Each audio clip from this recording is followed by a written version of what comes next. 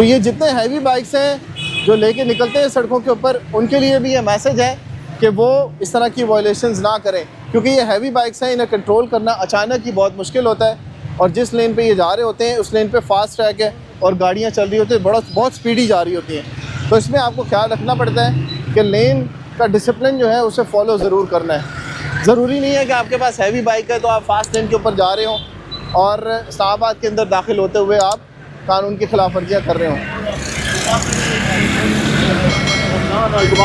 कैसे हैं? ठीक ठाक है, खैरियत से हैं। ये मुझे थोड़ा सा बताएं कि आप उस लाइन क्यों इस्तेमाल करते हैं? यार कोई है वजह? ट्रैफिक में राइट से ओवरटेक करना था इस वजह से। आपको पता है कि मोटरसाइकिल ओवरटेक कार को नहीं कर सकता, पता है आपको? इसको उतारे जरा।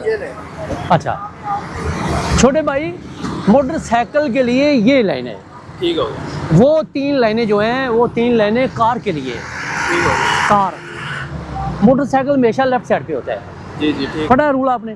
नहीं अभी आपने बता दिया बस। तो आपको पता ही नहीं है अभी तक। गुड।